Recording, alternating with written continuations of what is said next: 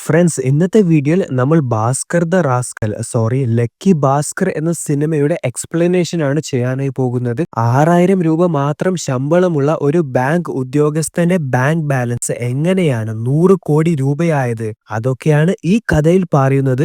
So സമയം കളയാതെ channel subscribe ചെയ്തതിനു ശേഷം നമ്മൾക്ക് നേരെ വീഡിയോയിലേക്ക് കടക്കാം. വർഷം 1992 ബോംബെയിലാണ് ഈ കഥ നടക്കുന്നത്. അതായത് ഇന്ത്യൻ സ്റ്റോക്ക് മാർക്കറ്റിൽ ഹർഷദ് മേത്ത നടത്തിയ ഏറ്റവും വലിയ സ്കാം നടന്ന വർഷം. കഥയുടെ തുടക്കത്തിൽ തന്നെ ദുൽഖർ സൽമാന്റെ ഭാസ്കർ എന്ന കഥാപാത്രത്തെ കാണിക്കുകയാണ്. എല്ലാവരും പണം ഉണ്ടാക്കാനായി ഓടുകയാണ്. ഈ നഗരത്തിൽ പണം ഉണ്ടാക്കാൻ പല വഴികളുണ്ട്. Business, cinema, politics. എന്നാൽ എല്ലാവരും സലാം കൊടുക്കുന്നത് ബോംബെയിലെ ദലാൽ സ്ട്രീറ്റിലാണ്. ശേഷം അവിടെയുള്ള ആളുകൾ ഹർഷ മെഹ്റയെ കുറിച്ച് പറയുകയാണ്. ഹർഷദ് മേത്ത ഈ സിനിമയിൽ ഹർഷ മെഹ്റ എന്ന പേരിലാണുള്ളത്. ഹർഷ ഭായ് പറഞ്ഞ സ്റ്റോക്ക് ഞാൻ വാങ്ങി, അതിൽ എനിക്ക് വലിയ പ്രോഫിറ്റ് കിട്ടി എന്നൊക്കെ ആളുകൾ പറയുകയാണ്. അങ്ങനെ ഭാസ്കർ സ്റ്റോക്ക് മാർക്കറ്റ് സമുദ്രമാണെങ്കിൽ ഹർഷ ഭായ് അതിലെ തിമിംഗലമാണ് എന്നൊക്കെ പറയുകയാണ്.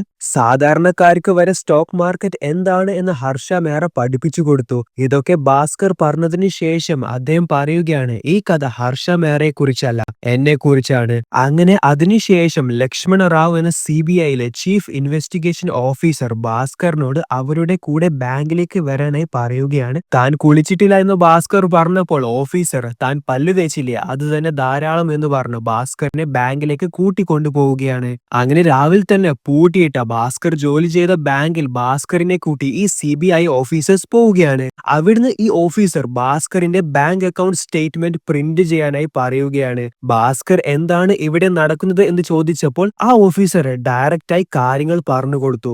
നിങ്ങളെ കുറിച്ച് ഞങ്ങൾക്ക് കുറച്ച് വിവരങ്ങൾ കിട്ടിയിട്ടുണ്ട്. നിങ്ങൾ ബാങ്കിലെ ഫണ്ട് മിസ്യൂസ് ചെയ്തിട്ടുണ്ട്. സെക്യൂരിറ്റീസ് ആൻഡ് ബാങ്ക് റെസിപ്റ്റ് ഫ്രോഡില് നിങ്ങൾക്കും പങ്കുണ്ട്. അതിനാണ് CBI ഇത് അന്വേഷിക്കാനായി ഇവിടെ എത്തിയത്. ആ സമയം ഭാസ്കറിന്റെ ഭാര്യ സുമതി ഭാസ്കറിനെ കോൾ ചെയ്യുകയാണ്. വീട്ടിൽ കുറെ പേര് CBI ആണെന്ന് പറഞ്ഞ് വീട് മുഴുവനും അന്വേഷിക്കുകയാണ്. അപ്പോൾ ഭാസ്കർ അവരവരുടെ ജോലിയാണ് ചെയ്യുന്നത്, നീ ഒന്ന് കോപ്പറേറ്റ് ചെയ്യണമെന്ന് ഭാര്യയോട് പറഞ്ഞ് ഫോൺ കട്ട് ചെയ്യുകയാണ്. അങ്ങനെ ഭാസ്കറിന്റെ ബാങ്ക് സ്റ്റേറ്റ്മെന്റ് പ്രിന്റ് ചെയ്യുന്ന സമയം കറന്റ് പോവുകയും പ്രിന്റർ നിൽക്കുകയും ചെയ്തു. സെക്യൂരിറ്റിയോട് ജനറേറ്റർ ഓൺ ചെയ്യാനായി ഓഫീസർ പറഞ്ഞപ്പോൾ സെക്യൂരിറ്റി ജനറേറ്റർ കേടായി സർ എന്ന് പറഞ്ഞു. അങ്ങനെ ഇലക്ട്രീഷ്യനെ വിളിക്കാനും ഓഫീസർ പറഞ്ഞു. സോ അവിടെ നിന്നാണ് ഭാസ്കറിന്റെ ഫ്ലാഷ് ബാക്ക് തുടങ്ങുന്നത്. ഇത്ര നേരം നമ്മൾ കണ്ടത് 1992 നടന്ന കഥയാണ്. ഇനി ഭാസ്കർ എവിടെ നിന്നാണ് തുടങ്ങിയത് എന്ന് കാണാം. സോ 3 വർഷങ്ങൾക്ക് മുൻപ്, അതായത് 1989 ഇനിയുള്ള കഥ. സോ ഭാസ്കർ മഗധ ബാങ്കിന്റെ കാഷ്യർ ആണ്. എനിക്ക് ബാങ്കിൽ നിന്ന് കിട്ടുന്ന ശമ്പളം വെറും 6,000 രൂപയാണ്. എന്നാൽ ബാങ്കിൽ ഞാൻ ലോൺ തിരിച്ചടക്കാനുള്ളത് 30,000 രൂപയാണ്.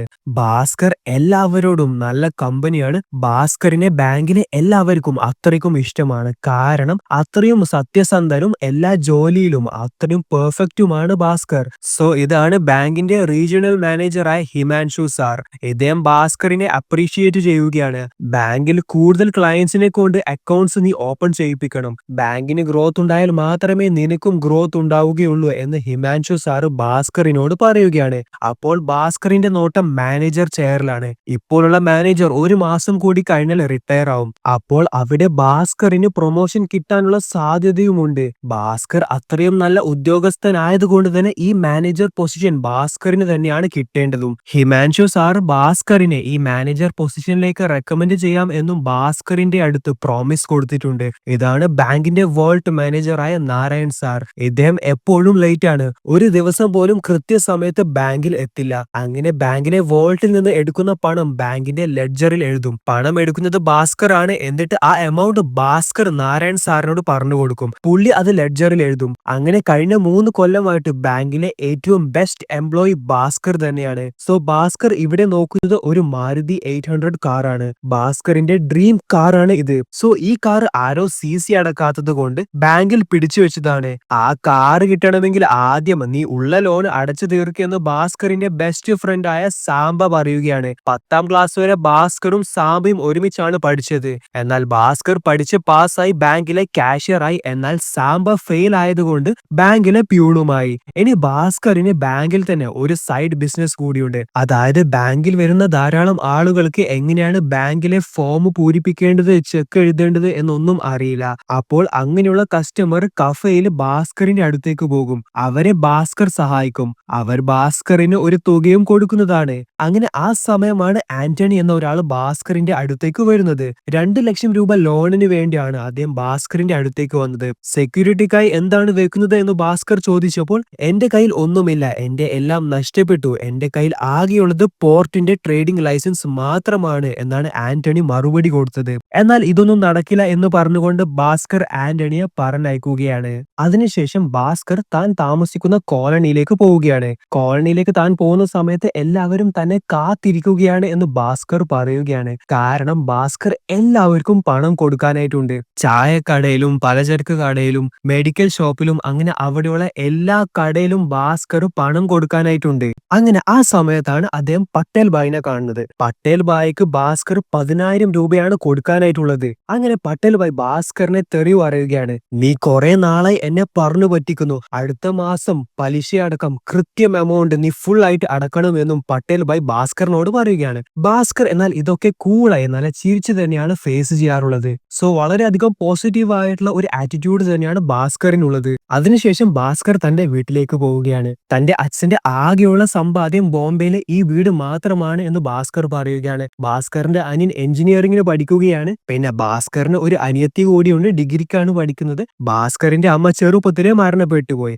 ഇതാണ് ഭാസ്കറിന്റെ അച്ഛനായ പ്രഹ്ലാദ് കുമാർ. ഇദ്ദേഹം മുൻപ് ബോംബെയിൽ വളരെയധികം ഫേമസ് ആയിട്ടുള്ള ഒരു ചാർട്ടേഡ് അക്കൗണ്ടന്റ് ആയിരുന്നു. എന്നാൽ 10 വർഷങ്ങൾക്ക് മുൻപ് കൂട്ടുകാരുടെ കൂടെ ഒരു ടെക്സ്റ്റൈൽ എക്സ്പോർട്ട് ബിസിനസ് തുടങ്ങുകയാണ്. എന്നാൽ ഇദ്ദേഹത്തിന്റെ കൂട്ടുകാരൊക്കെ ആ പണവും എടുത്ത് ഇദ്ദേഹത്തെ ചതിച്ചു മുങ്ങുകയാണ്.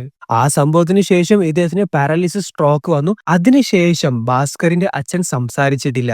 എന്തെങ്കിലും പറയണമെങ്കിൽ കൈകൊണ്ട് ആംഗ്യം കാണിക്കും. അങ്ങനെ ഭാസ്കറിന്റെ അത്രത്തോളം ദാരിദ്ര്യം പിടിച്ച ജീവിതമാണ്. പക്ഷെ ഇത്രയും ദാരിദ്ര്യം ഉണ്ടായിട്ട് പോലും ഭാസ്കറിന്റെ കൂടെ ഇറങ്ങി വന്നതാണ് സുമതി എന്ന പെൺകുട്ടി. സുമതിയുടെ വീട്ടുകാർക്കൊന്നും ഭാസ്കറിനെ പണ്ട് മുതലേ ഇഷ്ടമല്ല. അവർക്ക് ഈ കല്യാണത്തിന് നല്ല രീതിയിൽ എതിർപ്പും ഉണ്ടായിരുന്നു. എന്നാൽ സുമതി വാശി പിടിച്ച് ഭാസ്കറിന്റെ കൂടെ തന്നെ ഇറങ്ങി പോവുകയാണ്. സുമതിക്ക് നല്ല കൈപുണ്യമാണ്. സുമതിയുടെ ഏറ്റവും വലിയ ആഗ്രഹം എന്ന് പറയുന്നത് ഒരു ഹോം ഫുഡ് ബിസിനസ് തുടങ്ങണമെന്നാണ്. ഭാസ്കറിനും സുമതിക്കും കാർത്തിക് എന്ന 7 വയസ്സുള്ള ഒരു കുട്ടിയുമുണ്ട്. സോ ഇവിടെ കാർത്തിക് ഒരു ഹീമാൻ ടോയ് കൊണ്ട് കളിക്കുകയാണ്. അപ്പോൾ അവർ സുമതിയുടെ വീട്ടിൽ ഒരു ബർത്ത്ഡേ പാർട്ടിക്കായി പോവുകയാണ്. കാർത്തിക്കിനോട് ഒരു ഷർട്ട് ഇടാനായി പറഞ്ഞപ്പോൾ കാർത്തിക് എപ്പോഴും ഈ ഷർട്ട് തന്നെയാണോ എന്ന് ചോദിക്കുകയാണ്. അപ്പോൾ സുമതി പറഞ്ഞു, ഈ ഷർട്ട് ഇട്ടാൽ നിന്നെ ഹീറോ പോലെ ഉണ്ടാവുമെന്ന്. ശേഷം സുമതി ഭാസ്കറിനോട് അരുണിന് ഗിഫ്റ്റ് വാങ്ങണം എന്ന് പറയുന്നുണ്ട്. സോ സുമതിയുടെ ചേട്ടന്റെ മകന്റെ ബർത്ത്ഡേ ആണ്. എന്നാൽ ഭാസ്കറിന്റെ കയ്യിൽ പണമൊന്നുമില്ല എന്ന് മനസ്സിലാക്കിയ സുമതി കാർത്തിക്കിന്റെ ഹീമാൻ ടോയ് അരുണിന് ഗിഫ്റ്റായി കൊടുക്കുകയാണ്. ഭാസ്കർ എന്തിനാണ് കാർത്തിക്കിന്റെ ടോയ് കൊടുത്തത് എന്ന് സുമതിയോട് മെല്ലെ ചോദിച്ചപ്പോൾ സുമതി മെല്ലെ പറഞ്ഞു, പിന്നെന്താ ചെയ്യണ്ടേ, കാർത്തിക്കിന് ഇതിനേക്കാൾ നല്ലൊരു ടോയ് വാങ്ങിച്ചു കൊടുക്കാം എന്ന് പറഞ്ഞപ്പോഴാണ് അവൻ ഇത് സമ്മതിച്ചത് എന്നും സുമതി ഭാസ്കറിനോട് പറഞ്ഞു. അങ്ങനെ സുമതിയുടെ അമ്മയെ കണ്ടു. എന്നാൽ സുമതിയുടെ അമ്മ സുമതിയെ വിളിച്ചു കൊണ്ടുപോയി. ഭാസ്കറിനെ വലിയ മൈൻഡ് ഒന്നും ചെയ്തില്ല. അതേപോലെ സുമതിയുടെ ചേട്ടനും ഭാസ്കറിനെ അങ്ങനെ മൈൻഡ് ചെയ്യാനൊന്നും നിന്നിട്ടില്ല. ശേഷം സുമതിയും സുമതിയുടെ അമ്മയും സംസാരിക്കുകയാണ്. അപ്പോൾ അമ്മ സുമതിയോട് ഹോം ഫുഡ് ബിസിനസ് തുടങ്ങാനായി ബാങ്ക് ലോണിന്റെ കാര്യം എന്തായി എന്ന് ചോദിക്കുന്നുണ്ട്. അപ്പോൾ സുമതി ഭാസ്കറിന് ഇപ്പോ ഒരു ലോൺ ഉണ്ട്, അത് തീർത്തിട്ട് ഈ ലോൺ ശരിയാക്കി തരാം എന്നാണ് ഭാസ്കർ പറഞ്ഞത് എന്ന് സുമതി അമ്മയോട് പറഞ്ഞു. അതിനുശേഷം നീ മോനെയും കൂട്ടി ഇങ്ങോട്ടേക്ക് വാ, നിന്റെ ചേട്ടൻ നിന്നെ നോക്കിക്കോളും, നിനക്ക് അത്ര വലിയ പ്രായമൊന്നും ആയിട്ടില്ലല്ലോ, നമ്മൾക്ക് വേറെ ചെക്കനെ നോക്കാം എന്നൊക്കെ സുമതിയോട് തന്റെ അമ്മ പറയുകയാണ്. ഇത് കേട്ടപ്പോൾ സുമതിക്ക് അമ്മയോട് ദേഷ്യം വന്നു. കാരണം താൻ അത്രയും ഇഷ്ടപ്പെടുന്ന ഭാസ്കറിനെ ഒഴിവാക്കി വരാനാണ് അമ്മ സുമതിയോട് പറഞ്ഞത്. ശേഷം സുമതിയുടെ ചേട്ടന്റെ ഭാര്യ കാർത്തിക്കിന് ഒരു ചെറിയ പീസ് കേക്കാണ് കൊടുത്തത്. മറ്റു കുട്ടികൾക്കൊക്കെ വലിയ പീസ് കേക്കാണ് കൊടുത്തത്. അപ്പോൾ കാർത്തിക് ഒരു പീസ് കൂടെ തരുമെന്ന് ചോദിച്ചപ്പോൾ ചേട്ടന്റെ ഭാര്യ നിന്റെ സൈസിന് ഇത് തന്നെ ധാരാളം എന്ന് പറഞ്ഞ് കൊടുത്തിട്ടില്ല. അപ്പോൾ പെട്ടെന്ന് അവിടെ സുമതി വന്നപ്പോൾ ഈ സംഭവം കണ്ടു. അപ്പോൾ സുമതി കാർത്തികിനോട് ആ പ്ലേറ്റ് അവിടെ തിരിച്ചു വെക്കാനായി പറയുകയാണ്. അപ്പോൾ ചേട്ടന്റെ ഭാര്യ, അയ്യോ ഞാൻ അവൻ ചെറുതായതുകൊണ്ട് കേക്ക് വേസ്റ്റ് ചെയ്യേണ്ട എന്ന് വിചാരിച്ചാണ് ചെറിയ പീസ് കൊടുത്തത്. അങ്ങനെ കാർത്തികിനോട് വേണമെങ്കിൽ ഒരു പീസ് കൂടി തരാമെന്ന് ആ സ്ത്രീ പറയുകയാണ്. എന്നാൽ സുമതി പ്ലേറ്റ് അവിടെ വെക്കാൻ പറഞ്ഞ് കാർത്തികിനെയും ഭാസ്കറിനെയും വിളിച്ച് ആ വീട്ടിൽ നിന്ന് ഇറങ്ങി പോവുകയാണ്. അപ്പോൾ അമ്മയും ചേട്ടനും എന്താണ് പ്രശ്നം എന്നൊക്കെ ചോദിക്കുന്നുണ്ട്. എന്നാൽ അവർക്കാർക്കും തന്നെ മറുപടി കൊടുക്കാതെ സുമതി കാർത്തികിനെയും ഭാസ്കറിനെയും കൂട്ടി ആ വീട്ടിൽ നിന്ന് ഇറങ്ങി പോവുകയാണ്. ശേഷം അവര് പുറത്തുനിന്നാണ് ഭക്ഷണം കഴിക്കാനായി പോയത്. ഭാസ്കർ 3 വടാപാവ് ചോദിച്ചു. എന്നാൽ അതിനുള്ള പണം തന്റെ കയ്യിൽ ഇല്ലായിരുന്നു. അങ്ങനെ 2 എണ്ണം മതി എന്നും ഭാസ്കർ കടക്കാരനോട് പറഞ്ഞു. എന്നാൽ കടക്കാരന് മനസ്സിലായി ഭാസ്കറിന്റെ കയ്യിൽ പണമില്ലാത്തത് കൊണ്ടാണ് ഭാസ്കർ 2 വടാപാവ് മതി എന്ന് പറഞ്ഞത്. അങ്ങനെ ആ കടക്കാരൻ 3 എണ്ണം കൊടുത്തു. പണം പിന്നെ തന്നാ മതി എന്നും ഭാസ്കറിനോട് പറഞ്ഞു. അങ്ങനെ ഭാസ്കറിന് ശരിക്കും സന്തോഷമായി. അങ്ങനെ അവർ കഴിക്കുന്ന സമയം സുമതി കഴിക്കാതെ കരയാനായി തുടങ്ങി. അപ്പോൾ ഭാസ്കർ കാർത്തികിനോട് അവിടെ കുറെ കുട്ടികളുണ്ട്, അവരുടെ കൂടെ പോയി ഇരുന്ന് നീ കഴിച്ചോ എന്നും പറഞ്ഞു. അങ്ങനെ കാർത്തിക് അവിടുന്ന് മറ്റു കുട്ടികളുടെ കൂടെ പോയി ഇരുന്ന് കഴിക്കാനായി തുടങ്ങി. അങ്ങനെ സുമതിയോട് എന്താണ് പ്രശ്നമെന്ന് ഭാസ്കർ ചോദിച്ചപ്പോൾ സുമതി പറഞ്ഞു, എന്റെ കുട്ടി കേക്ക് ചോദിച്ചപ്പോൾ അതിന് വരെ കണക്ക് പറഞ്ഞു. ഇതൊക്കെ നമ്മുടെ കയ്യിൽ പണമില്ലാത്തത് കൊണ്ടാണ്. പണമുണ്ടെങ്കിൽ മാത്രമേ ബഹുമാനമൊക്കെ കിട്ടൂ. നമ്മൾക്ക് നല്ലോണം സമ്പാദിക്കണം. അങ്ങനെ ഭാസ്കറിനോട് ലോണ് ശരിയാക്കി താ. ഞാൻ എന്റെ ഹോം ഫുഡ് ബിസിനസ് തുടങ്ങി കുറെ കാശ് സമ്പാദിച്ച് അവരുടെ മുന്നിൽ പോയി നിൽക്കും എന്നൊക്കെ സുമതി ഭാസ്കറിന്റെ അടുത്ത് കരഞ്ഞുകൊണ്ട് പറയുകയാണ്. എന്നാൽ ഭാസ്കർ ഇതൊക്കെ വളരെ കൂളായി പോസിറ്റീവായിട്ട് തന്നെയാണ് എടുത്തത്. എത്ര ആൾക്കാർ ഇൻസൾട്ട് ചെയ്താലും ഭാസ്കർ എല്ലാം പോസിറ്റീവായിട്ട് മാത്രമേ എടുക്കുകയുള്ളൂ. സുമതിയോട് നീ ആദ്യം ഭക്ഷണം കഴിക്ക് എന്ന് പറഞ്ഞ് ഭാസ്കർ സുമതിയെ സമാധാനിപ്പിച്ചു. ഭാസ്കർ അങ്ങനെ അസിസ്റ്റന്റ് മാനേജർ കസേര തന്നെ ബാങ്കിൽ പോയി നോക്കുകയാണ്. അപ്പോൾ സാംബ ഭാസ്കറിനോട് ചോദിക്കുകയാണ്, എന്താ മോനെ നിനക്ക് ഇപ്പോഴും ഇരിക്കാൻ കൊതിയായോ എന്നൊക്കെ. സുമതി വീട്ടിൽ നിന്ന് ഭാസ്കറിനോട് ചോദിക്കുകയാണ്, അസിസ്റ്റന്റ് മാനേജർ ആയല്ലേ എത്ര ശമ്പളം ഉണ്ടാവും എന്നൊക്കെ. അപ്പോൾ ഭാസ്കർ 12,000 എന്ന് പറഞ്ഞു. അതായത് ഭാസ്കറിന് ഇപ്പോൾ കിട്ടുന്ന ശമ്പളത്തെക്കാൾ 2 ഇരട്ടി ആയിരിക്കും ഭാസ്കർ അസിസ്റ്റന്റ് മാനേജർ ആയാൽ കിട്ടുക. സുമതി അങ്ങനെ 12,000 എന്ന് കേട്ടപ്പോൾ ഞെട്ടിപ്പോവുകയും അതോടെ നമ്മുടെ പ്രശ്നങ്ങളൊക്കെ തീരും എന്നും സുമതി ഭാസ്കറിനോട് പറയുകയാണ്. എന്നാൽ ആദ്യം നിനക്കൊരു നെക്ലസ് വാങ്ങണം എന്നായിരുന്നു ഭാസ്കർ സുമതിയോട് പറഞ്ഞത്. എന്നാൽ എനിക്ക് ഇപ്പോൾ നെക്ലസും ഒന്നും വേണ്ട എന്നാണ് സുമതി ഭാസ്കറിനോട് പറഞ്ഞത്. അടുത്ത ദിവസം ഈ ആന്റണി എന്നയാൾ വീണ്ടും ഭാസ്കറിനെ കാണാനായി എത്തുകയാണ്. ഇപ്രാവശ്യം ആന്റണി സാംബയോട് സംസാരിച്ചിട്ടാണ് ഭാസ്കറിനെ കാണാനായി എത്തിയത്. സാംബ ഭാസ്കറിനോട് പറയുകയാണ്, ഇത് നമ്മൾക്ക് കൂടി ഗുണമുള്ള കാര്യമാണ്. ഇദ്ദേഹത്തിന്റെ ഒരു ചരക്ക് പോർട്ടിൽ കുടുങ്ങി കിടക്കുകയാണ്. 2 ലക്ഷം രൂപ കൊടുത്താൽ ചരക്ക് വിട്ടുകിട്ടും. അത് മാർക്കറ്റിൽ വിറ്റാൽ ലാഭം ഇരട്ടിയാണ് എന്നും സാംബ ഭാസ്കറിനോട് പറയുകയാണ്. അപ്പോൾ ഭാസ്കർ ചോദിക്കുകയാണ്, എന്ത് ചരക്കാണ്, വല്ല ഡ്രഗ്സോ മറ്റോ ആണോ എന്ന്. അപ്പോൾ ആന്റണി വന്ന് പറയുകയാണ്, അല്ല ഡ്രഗ്സ് ഒന്നുമല്ല, ഇലക്ട്രോണിക്സ് ആണ്, TV സെറ്റുകളാണ് ചരക്ക്. 2.5 ലക്ഷം രൂപ കൊടുത്ത് മലേഷ്യയിൽ നിന്ന് 30 TV ആന്റണി ഇന്ത്യയിലേക്ക് ഇമ്പോർട്ട് ചെയ്യുകയാണ്. 50,000 രൂപ ആന്റണി ഓൾറെഡി അഡ്വാൻസ് ആയി കൊടുത്തിരുന്നു. ബാക്കി 2 ലക്ഷം ഡെലിവറി ചെയ്തതിനു ശേഷം കൊടുക്കാം എന്നാണ് ആന്റണി പറഞ്ഞത്. എന്നാൽ ഈ 2 ലക്ഷം രൂപ തരാമെന്ന് പറഞ്ഞയാൾ ആന്റണിയെ പണം കൊടുക്കാതെ പറ്റിച്ചു. പിന്നീട് ആന്റണിയുടെ കയ്യിൽ 5 പൈസ പോലുമില്ല. ക്യാപ്റ്റനോട് ചരക്ക് വിറ്റതിനു ശേഷം പണം തരാമെന്ന് ആന്റണി പറഞ്ഞപ്പോൾ അദ്ദേഹം പണം തരാതെ ചരക്ക് വിട്ടുതരില്ല എന്നും ആന്റണിയോട് പറയുകയാണ്. ഒരാഴ്ചക്കുള്ളിൽ പണം എത്തിച്ചില്ലെങ്കിൽ ഈ ചരക്കുകളൊക്കെ അവർ ലേലത്തിന് വിൽക്കുന്നതായിരിക്കും. അപ്പോൾ എങ്ങനെങ്കിലും 2 ലക്ഷം രൂപ ആന്റണിക്ക് കിട്ടിയാൽ ഈ ചരക്ക് വിട്ടുകിട്ടുകയും അത് മാർക്കറ്റിൽ വിറ്റാൽ ആന്റണിക്ക് ലാഭം 2 ഇരട്ടിയുമായിരിക്കും. അപ്പോൾ അതിന് സഹായം ചോദിക്കാനാണ് ആന്റണി ഭാസ്കറിന്റെ അടുത്ത് വന്നത്.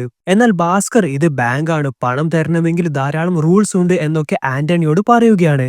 നിന്റെ അളിയനോട് ചോദിച്ചൂടെ, അങ്ങേരുടെ കയ്യിൽ പൂത്ത കാശുണ്ടല്ലോ എന്ന് സാംബ പറഞ്ഞപ്പോൾ അങ്ങേരെന്റെ മുഖത്ത് പോലും നോക്കാറില്ല എന്നാണ് ഭാസ്കർ മറുപടി കൊടുത്തത്. എന്നാൽ സാംബ പറഞ്ഞു, വെറുതെ പണം വാങ്ങേണ്ട, പലിശക്ക് വാങ്ങിയാൽ മതി. അതിൽ കുറച്ച് ശതമാനം നിന്റെ അളിയനും കൊടുക്കാം, ബാക്കി ശതമാനം നമ്മൾക്ക് 2 പേർക്കും വീതിച്ച് എടുക്കാം എന്ന് സാംബ ഭാസ്കറിനോട് പറഞ്ഞപ്പോൾ ആന്റണി അത് ഡീലാണ് എന്നും പറയുകയാണ്. സോ ഈ ഡീല് വെച്ച് നോക്കുകയാണെങ്കിൽ ആന്റണിക്കും പൂത്ത കാശ് കിട്ടും, അതേപോലെ ഭാസ്കറിനും സാംബക്കും വലിയ തുക തന്നെ ഇവിടെ കിട്ടുന്നതായിരിക്കും. അങ്ങനെ ഭാസ്കർ ഞാനൊന്ന് നോക്കട്ടെ എന്ന് പറഞ്ഞു പോവുകയാണ്.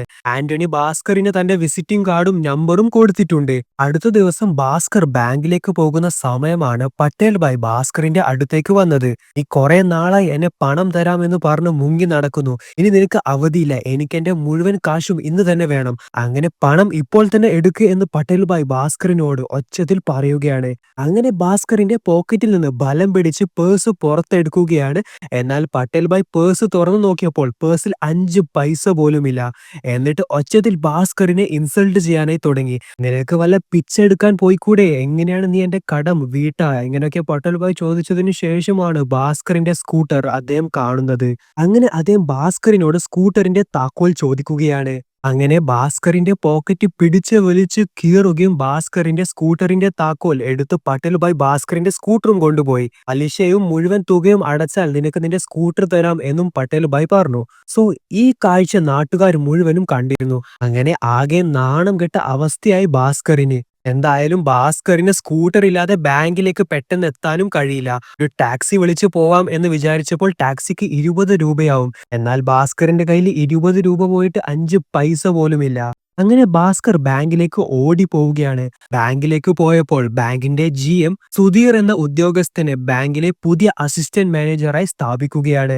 എന്നാൽ ഈ കാര്യം ബാങ്കിലെ മറ്റു ഉദ്യോഗസ്ഥർക്കൊന്നും വിശ്വസിക്കാൻ കഴിയുന്നുമില്ല. കാരണം എല്ലാവരും ഭാസ്കർ തന്നെയാണ് അസിസ്റ്റന്റ് മാനേജർ ആവുക എന്ന് തന്നെയാണ് വിചാരിച്ചത്. എങ്ങനെയാണ് സുധീർ അസിസ്റ്റന്റ് മാനേജർ ആയതെന്ന് ആർക്കും മനസ്സിലാകുന്നില്ല. കാരണം സുധീറിനേക്കാൾ നല്ല അച്ചടക്കമുള്ള ഉദ്യോഗസ്ഥൻ തന്നെയാണ് ഭാസ്കർ. ഭാസ്കറിന്റെ പേര് ലിസ്റ്റിൽ ഉണ്ടായിരുന്നു. അതിൽ നിന്നാണ് സുധീറിനെ സെലക്ട് ചെയ്തത് എന്ന് എല്ലാവരും പറയുകയാണ്. അപ്പോഴാണ് ബാങ്കിന്റെ റീജിയണൽ മാനേജറായ ഹിമാൻഷു സാറ് വന്ന് ഭാസ്കറിനോട് സോറി പറയുന്നത്. ഞാൻ എന്റെ പരമാവധി ശ്രമിച്ചു, എന്നാൽ GM ആണ് സുധീറിനെ തിരഞ്ഞെടുത്തത്. ഐ ആം സോറി എന്ന് റീജിയണൽ മാനേജർ ഭാസ്കറിനോട് പറഞ്ഞിട്ട് പോയി. അങ്ങനെ ഭാസ്കർ കഫയിൽ ഇരിക്കുന്ന സമയമാണ് സാംബ വന്ന് ഭാസ്കറിനോട് പറയുന്നത്, എടാ നിന്നെ മനഃപൂർവ്വമാണ് അസിസ്റ്റന്റ് മാനേജർ ആക്കാത്തത്, എല്ലാം ഹിമാൻഷു സാറിന്റെ കളിയാണ്. അന്നേരം ഭാസ്കർ അല്ല, അത് GMന്റെ ഡിസിഷൻ ആയിരുന്നു എന്നും പറഞ്ഞു. എന്നാൽ സാംബക്ക് GMന്റെ റൂമിൽ നിന്ന് ഒരു പേപ്പർ കിട്ടിയിട്ടുണ്ടായിരുന്നു. അത് ഭാസ്കറിന് കൊടുത്തു. അപ്പോൾ ഇത് ഹിമാൻഷു സാറ് GMന് കൊടുത്ത ലെറ്ററാണ്. ആ ലെറ്ററിൽ ഭാസ്കറിന്റെ പേര് പോലും ഉണ്ടായിട്ടില്ല. ആകെ സുധീറിന്റെ പേര് മാത്രമേ ഉള്ളൂ. അങ്ങനെ ഭാസ്കറിന് മനസ്സിലായി ഹിമാൻഷു സാറ് ഭാസ്കറിന്റെ പേര് GMന്റെ അടുത്ത് പറഞ്ഞിട്ട് പോലുമില്ല. അദ്ദേഹം ഡയറക്റ്റ് സുധീറിന്റെ പേര് മാത്രം പറഞ്ഞ് അങ്ങനെ സുധീർ അസിസ്റ്റന്റ് മാനേജർ ആവുകയും ചെയ്തു. സാംബ ഭാസ്കറിനോട് പറഞ്ഞു, ഹിമാൻഷു സാറ് ഒരേ ജാതിയിലുള്ള ആളെയാണ് റെക്കമെൻഡ് ചെയ്തത്. നീ വേറെ ജാതി ആയതുകൊണ്ടാണ് നിന്റെ പേര് പോലും ഹിമാൻഷു സാറ് കൊടുക്കാത്തത്. അതേപോലെ ഈ ഹിമാൻഷു സാറ് വലിയ കൈക്കൂലിക്കാരനാണ് എന്നും സാംബ ഭാസ്കറിനോട് പറയുകയാണ്. ഇത് കേട്ടതിന് ശേഷം ഭാസ്കർ ഹിമാൻഷു സാറിന്റെ അടുത്ത് ഈ പേപ്പറും കൊണ്ടുപോയി. സാർ, ഞാൻ 3 വർഷമായി best employee of the year ആണ്. ഞാൻ ഒരു ദിവസം പോലും ഓഫീസിൽ ലീവ് എടുത്തിട്ടില്ല. ഞാൻ എത്ര FD അക്കൗണ്ടാണ് ഓപ്പൺ ചെയ്യിച്ചത്. നിങ്ങൾ പറഞ്ഞ എല്ലാ കാര്യങ്ങളും ഞാൻ ചെയ്തിട്ടുണ്ട്. അപ്പോൾ ഹിമാൻഷു സാറ് ഭാസ്കറിനോട് പറഞ്ഞത് ഇതിൽ പല റൂൾസും പെർമിറ്റേഷൻസ് ഒക്കെ ഉണ്ട് എന്നാണ്. അപ്പോൾ ഭാസ്കർ പറഞ്ഞു, എന്ത് പെർമിറ്റേഷനാണുള്ളത്? ഞാനും അവനും വേറെ വേറെ ജാതി ആയതുകൊണ്ടാണ് താങ്കൾ അദ്ദേഹത്തെ അസിസ്റ്റന്റ് മാനേജറെ റെക്കമെൻഡ് ചെയ്തത് എന്ന് ഭാസ്കർ ഹിമാൻഷു സാറിനോട് പറഞ്ഞപ്പോൾ ഹിമാൻഷു സാറിന് ശരിക്കും ദേഷ്യം വന്നു. അങ്ങനെ ഹിമാൻഷു സാർ ഒച്ചത്തിൽ എല്ലാവരും കേൾക്കുന്ന രീതിയിൽ തന്നെ ഭാസ്കറിനെ ഷൗട്ട് ചെയ്യുകയാണ്. ഭാസ്കർ വാതിൽ അടക്കാൻ പോയപ്പോൾ വേണ്ട, വാതിൽ അടക്കേണ്ട, എല്ലാവരും ഇത് കേൾക്കണം എന്നും ഹിമാൻഷു സാറ് പറയുകയാണ്. എന്നേക്കാൾ കൂടുതൽ FD അക്കൗണ്ട്സ് ഓപ്പൺ ചെയ്യിപ്പിച്ചത് സുധീറാണ്. അതും ഹൈ വാല്യൂ അക്കൗണ്ട്സ് ആണ് സുധീർ ഓപ്പൺ ചെയ്യിച്ചത്. എന്തുകൊണ്ടും നിന്നേക്കാൾ ബെറ്റർ അവനാണ്, അല്ലാതെ ജാതി കൊണ്ടൊന്നുമല്ല. പിന്നെ അവൻ നിന്നെ പോലെ കഫയിലിരുന്ന് സൈഡ് ബിസിനസ് ചെയ്യാറില്ല. നീ ചെയ്യുന്നത് ഇല്ലീഗലാണ് എന്ന് നിനക്കറിയില്ലേ? ഞാൻ ഈ കാര്യമൊക്കെ GMനോട് പറഞ്ഞാൽ നിന്റെ ഇല്ല ജോലി പോലും പോവും. ഞാൻ ഇത് ഇപ്പോൾ തന്നെ GMനോട് പറയട്ടെ എന്ന് ഹിമാൻഷു സാറ് ഭാസ്കറിനോട് ചോദിക്കുകയാണ്. അതേപോലെ ഹിമാൻഷു സാറ് ഭാസ്കറിന് ചെയ്തു കൊടുത്ത ഉപകാരങ്ങളെല്ലാം ഹിമാൻഷു സാർ ഓരോന്നോരോന്നായി പറഞ്ഞു. ഈ ഞാനാണ് നിനക്ക് ഒരൊറ്റ ദിവസം കൊണ്ട് ലോൺ പാസ്സാക്കിയത്. നിനക്ക് ഇൻക്രിമെന്റ് തരുന്നതും ബോണസ് തരുന്നതും എല്ലാം ഞാനാണ്. എന്നെക്കുറിച്ച് തന്നെയാണ് നീ ഈ അപവാദം എല്ലാം പറഞ്ഞു തീർത്തത്. നിനക്ക് നന്ദി എന്ന് പറഞ്ഞ സാധനം പോലും ഇല്ല. ഞാൻ ഇവിടെ ഇതുവരെയും ആരെയും ജാതി നോക്കി ഫേവർ ചെയ്തിട്ടില്ല എന്നൊക്കെ ഹിമാൻഷു സാറ് പറയുമ്പോൾ ഭാസ്കർ സോറി പറഞ്ഞ് ഞാൻ അപ്പോഴത്തെ ദേഷ്യത്തിൽ പറഞ്ഞു പോയതാണ് എന്നൊക്കെ ഹിമാൻഷു സാറിനോട് പറയുന്നുണ്ട്. എന്നാൽ അതൊന്നും കേൾക്കാനായി ഹിമാൻഷു സാറ് തയ്യാറല്ല. GMന്റെ അടുത്ത് ഭാസ്കറിന്റെ കാര്യം കംപ്ലൈന്റ് ചെയ്യാനായി പോവുകയാണ്. എന്നാൽ ഭാസ്കർ കരണ് ഹിമാൻഷു സാറിന്റെ കാല് പിടിക്കുകയാണ്. ഇത് കണ്ട് നാരായൺ സാറും എല്ലാവരും ഹിമാൻഷു സാറിനോട് പ്ലീസ് കംപ്ലൈന്റ് ചെയ്യില്ലേ, അവന്റെ കരിയർ തന്നെ ഇല്ലാതെയാകും എന്നൊക്കെ പറയുകയാണ്. സുധീറും വിട്ടേക്ക് എന്ന് ഹിമാൻഷു സാറിനോട് പറഞ്ഞു. അങ്ങനെ ഹിമാൻഷു സാറ് ഭാസ്കറിനോട് നീ കരയണ്ട, ഞാനിത് വിട്ടു, നീ ഇനി സുധീറിനെ കണ്ടു പഠിക്ക് എന്നും ഭാസ്കറിനോട് ഹിമാൻഷു സാർ പറഞ്ഞു. അങ്ങനെ ഭാസ്കർ മാപ്പ് പറഞ്ഞ് കരണ് ഓഫീസിൽ നിന്ന് ഇറങ്ങുകയാണ്. എല്ലാവരും ഇത് കണ്ട് ഭാസ്കർ വീണ്ടും നാണം കെട്ട അവസ്ഥയിലായിട്ടുണ്ട്. അങ്ങനെ എല്ലാവരുടെയും മുന്നിൽ കരണ് ഭാസ്കർ അവിടുന്ന് പോവുകയാണ്. ടോയ്ലറ്റിൽ പോയി ഭാസ്കർ ഒന്ന് മുഖമൊക്കെ കഴുകി തിരിച്ച് വീണ്ടും നോർമലായി പോവുകയാണ്. അതായത് ഒന്നും സംഭവിക്കാത്ത പോലെ ആള് കൂളായി വീണ്ടും പോവുകയാണ്. ഇത് കണ്ട് മറ്റുള്ള ഉദ്യോഗസ്ഥർക്ക് തന്നെ അതിശയമായി. കാരണം എന്ത് സിറ്റുവേഷനിലും ഭാസ്കറിന് പോസിറ്റീവായി എടുക്കാൻ അറിയാം. എല്ലാവരുടെയും നോർമലായി പെരുമാറുന്നത് കണ്ട് സാംബ ഭാസ്കറിന്റെ അടുത്ത് പോയി നീ ഓക്കെ അല്ലേ എന്നും ചോദിക്കുന്നുണ്ട്. എനിക്ക് ഒരു പ്രശ്നവുമില്ല, ഞാൻ ഓക്കെ ആണ് എന്നും ഭാസ്കർ ചിരിച്ചുകൊണ്ട് തന്നെ പറഞ്ഞു. അങ്ങനെ അന്നത്തെ ജോലിയൊക്കെ കഴിഞ്ഞ് ഭാസ്കർ ബാങ്കിൽ നിന്ന് ഇറങ്ങുകയാണ്. അപ്പോൾ ഹിമാൻഷു സാർ ഭാസ്കർ നോക്കി വെച്ച മാരുതി 800-ൽ കയറുന്നത് കണ്ടു. ഭാസ്കർ ഇതെന്റെ ഭാര്യയുടെ ബർത്ത്ഡേക്ക് ഞാൻ സർപ്രൈസ് കൊടുക്കാനായി വാങ്ങി. ലേലത്തിന് കിട്ടിയതാണ് എന്നും ഹിമാൻഷു സാർ ഭാസ്കറിന്റെ അടുത്ത് പറഞ്ഞു. അപ്പോൾ ഭാസ്കർ ഇന്ന് രാവിലെ നടന്ന കാര്യത്തിനൊക്കെ സോറി എന്നും ഹിമാൻഷു സാറിനോട് പറയുകയാണ്. അതൊക്കെ ഞാൻ എപ്പോഴേ വിട്ടു എന്നും ഹിമാൻഷു സാർ ഭാസ്കറിനോട് പറഞ്ഞു. അങ്ങനെ ഹിമാൻഷു സാർ ഭാസ്കറിന്റെ ഡ്രീം കാറുമായി പോയി. അപ്പോൾ സാംബ ഭാസ്കറിന്റെ അടുത്ത് ചോദിക്കുന്നുണ്ട്, "എടാ നീ എങ്ങനെയാണ് ഇതൊക്കെ സഹിക്കുന്നതെന്ന്?" അപ്പോൾ ഭാസ്കർ പറഞ്ഞത്, "ഞാൻ ഇന്ന് ആഗ്രഹിച്ച കാര്യങ്ങൾ നടന്നില്ല എന്ന് ആലോചിച്ചിരുന്നാൽ ജീവിതകാലം മുഴുവനും അത് തന്നെ ആലോചിച്ച് കരയേണ്ടി വരും." ഭാസ്കറിന്റെ ഈ പോസിറ്റീവ് ആറ്റിറ്റ്യൂഡ് കണ്ട് അവർ ഭാസ്കറിനെ അപ്രിഷിയേറ്റ് ചെയ്യുകയാണ്. സാംബയോട് ഭാസ്കർ എന്നിട്ട് "എനിക്ക് വിശക്കുന്നു, എനിക്ക് എന്തെങ്കിലും വാങ്ങി തരുമോ?" എന്നും ഭാസ്കർ ചോദിക്കുകയും സാംബ ഭാസ്കറിനെ കൂട്ടി കഫേയിലേക്ക് പോവുകയും ചെയ്തു. അങ്ങനെ അവർ കഫേയിൽ ഇരിക്കുന്ന സമയമാണ് ആന്റണി വീണ്ടും വന്നത്. അപ്പോൾ സാംബ ആന്റണിയെ പറഞ്ഞയക്കാനായി നോക്കുകയാണ്. എന്നാൽ ഭാസ്കർ ആന്റണിയോട് ഇരിക്കാനായി പറഞ്ഞു. എന്നിട്ട് ചരക്കെന്തായി, അത് വിട്ടുകിട്ടിയോ എന്ന് ഭാസ്കർ ചോദിച്ചപ്പോൾ, "ഇല്ല സാർ, എനിക്ക് കാശ് അറേഞ്ച് ചെയ്യാൻ സാധിച്ചില്ല. അതുകൊണ്ട് 1 മണിക്കൂറിന് ശേഷം ചരക്കും സാധനങ്ങളൊക്കെ അവർ ലേലത്തിന് വെക്കുന്നതായിരിക്കും" എന്നും ആന്റണി ഭാസ്കറിനോട് പറയുകയാണ്. അപ്പോൾ ഭാസ്കർ ചോദിച്ചു, "ഇപ്പോ ഈ നിമിഷം 2 ലക്ഷം രൂപ കിട്ടിയാൽ ഈ ചരക്ക് കിട്ടുമോ?" അപ്പോൾ ആന്റണി പറഞ്ഞു, "കിട്ടുക മാത്രമല്ല, 2 മണിക്കൂറിന് ശേഷം അത് ഞാൻ ഡബിൾ ആക്കുകയും ചെയ്യും." അങ്ങനെ ഭാസ്കർ തന്റെ ബാഗിൽ നിന്ന് 2 ലക്ഷം രൂപ എടുത്ത് ആന്റണിക്ക് കൊടുത്തു പറയുകയാണ്, "പ്രോഫിറ്റിൽ നമ്മൾക്ക് 20% വേണം. 10 എനിക്കും 10 സാമ്പക്കും." അങ്ങനെ സന്തോഷത്തോടെ ആന്റണി ആ ഡീല് സമ്മതിക്കുകയാണ്. ലേലം നിർത്താനായി ആന്റണി ഫോൺ ചെയ്യാനായി പോയി. സാംബ ആ സമയം ഭാസ്കറിനോട് ഈ കാശ് എവിടുന്നാണെന്ന് ചോദിച്ചു. സോ ഭാസ്കർ ഈ കാശ് എടുത്തത് ആരും അറിയാതെ ബാങ്കിന്റെ വോൾട്ടിൽ നിന്നാണ്. ഇത്രയും കാലം സത്യസന്ധമായി പണിയെടുത്ത് ഇനി ഈ കാര്യം പുറത്തറിഞ്ഞാൽ ജയിലിലാവും എന്നും സാംബ ഭാസ്കറിനോട് പറയുകയാണ്. അപ്പോൾ ഭാസ്കർ പറഞ്ഞത്, 2 ദിവസം കഴിഞ്ഞാൽ അച്ഛനെ ആശുപത്രിയിൽ ചെക്കപ്പിന് കൊണ്ടുപോകണം. അനിയത്തിയുടെയും അനിയന്റെയും കോളേജ് ഫീസ് അടയ്ക്കേണ്ട ലാസ്റ്റ് ഡേറ്റ് കഴിഞ്ഞു. പട്ടേലാണെങ്കിൽ എന്റെ സ്കൂട്ടറും എടുത്തുപോയി. എനിക്ക് പ്രൊമോഷൻ കിട്ടുമെന്ന് കാത്ത് എല്ലാവരും സന്തോഷത്തോടെ വീട്ടിലിരിക്കുകയാണ്. ബസ് ടിക്കറ്റ് എടുക്കാൻ പോലും എന്റെ പോക്കറ്റിൽ പൈസ ഇല്ല. എന്തിന്, എന്റെ കയ്യിൽ പോക്കറ്റ് പോലും ഇല്ല. എനിക്ക് ദാരിദ്ര്യത്തിൽ ജീവിച്ച് മടുത്തു. അഥവാ പിടിക്കപ്പെട്ടാൽ ജീവനില്ലാതെയാകും. എന്നാൽ പിടിക്കപ്പെട്ടിട്ടില്ലെങ്കിൽ എന്റെ കുടുംബം തന്നെ രക്ഷപ്പെടും എന്നും ഭാസ്കർ സാംബയോട് പറയുകയാണ്. കുറെ തവണ ഞാൻ തോറ്റു, ഇനി ഞാൻ എല്ലാവരുടെയും മുന്നിൽ ജയിച്ചു കാണിക്കും. അപ്പോൾ ആന്റണി വന്ന് ഭാസ്കറിനോട് പറഞ്ഞു, "പണം കൊടുത്താൽ അവര് ലേലം നിർത്തും എന്ന് പറഞ്ഞിട്ടുണ്ട്." അപ്പോൾ ഭാസ്കർ ആന്റണിയോട്, "ഞങ്ങൾ ഇത് ആദ്യമായിട്ടാണ് ചെയ്യുന്നത്. ഞങ്ങളെ ഒരിക്കലും ചതിക്കരുത്" എന്നും ആന്റണിയോട് പറഞ്ഞപ്പോൾ ആന്റണി, "ഇല്ല സാർ, ഞാൻ ഒരിക്കലും ചതിക്കില്ല" എന്നാണ് പറഞ്ഞത്. അങ്ങനെ ഭാസ്കർ തന്റെ വീട്ടിലേക്ക് പോവുകയാണ്. സാംബയും ആന്റണിയും പോർട്ടിലേക്ക് ലേലം നിർത്താനായും പോയി. ഭാസ്കർ വീട്ടിൽ എത്തിയ ഉടനെ സുമതി ഭാസ്കറിനോട് എന്താണ് പ്രശ്നം, പട്ടേൽ ഭായ് സ്കൂട്ടർ എടുത്തോണ്ട് പോയി, കോളനിയിലെ ആൾക്കാർ എന്തൊക്കെയോ പറയുന്നത് കേട്ടു എന്നൊക്കെ ഭാസ്കറിനോട് ചോദിച്ചപ്പോൾ ഭാസ്കർ, "എനിക്ക് പ്രൊമോഷൻ കിട്ടിയിട്ടില്ല, അത് വേറൊരാൾക്ക് കിട്ടി" എന്നും പറഞ്ഞ് അകത്തേക്ക് പോവുകയാണ്. അങ്ങനെ കുറെ സമയമായിട്ടും ആന്റണിയും സാംബയും കാണുന്നില്ല. ഭാസ്കറിന് ആകെ പേടിയായി. കാരണം അവർ രണ്ടുപേരും ഭാസ്കറിനെ ചതിച്ചാലോ. പക്ഷെ രാത്രി ലേറ്റ് ആയിട്ടാണ് ഭാസ്കറും ആന്റണിയും വന്നത്. അങ്ങനെ 2.5 ലക്ഷം രൂപയാണ് ലാഭം കിട്ടിയത്. പറഞ്ഞതുപോലെ ലാഭത്തിന്റെ 20% സാംബക്കും ഭാസ്കറിനും ആന്റണി കൊടുത്തു. സാംബ ആ സമയം ഭാസ്കറിനോട് പറയുകയാണ്, "കറക്റ്റ് സമയമാണ് ആന്റണി സാറ് കഫേയിൽ വന്നത്, അതുകൊണ്ട് ഇത്രയും വലിയ ലാഭം കിട്ടി." അപ്പോൾ ആന്റണി പറയുകയാണ്, "ഞാനല്ല കൃത്യസമയത്ത് വിളിച്ചത്, ഭാസ്കർ സാറാണ് എന്നെ കൃത്യസമയത്ത് വിളിച്ചത് എന്ന്." സോ ഭാസ്കറിന് പ്രൊമോഷൻ കിട്ടാതെയായപ്പോൾ അതേ സമയം തന്നെ ഭാസ്കർ ആന്റണിയെ കോൾ ചെയ്ത് വൈകുന്നേരം കഫേയിൽ വരാനായി പറഞ്ഞിട്ടുണ്ടായിരുന്നു. എന്തായാലും ഇത്രയും കാശ് ഭാസ്കറിന് കിട്ടിയപ്പോൾ ഭാസ്കർ ആദ്യം ചെയ്തത് പട്ടേൽ ഭായിയുടെ അടുത്ത് പോയി അദ്ദേഹത്തിന് കൊടുക്കാനുള്ള മുഴുവൻ കാശും കൊടുക്കുകയും സ്കൂട്ടർ എടുത്തുകൊണ്ട് വരികയും ചെയ്തു. ഇനി ഭാസ്കർ എങ്ങനെയാണ് ഈ 2 ലക്ഷം രൂപ ബാങ്കിൽ തിരിച്ചു വെച്ചത്?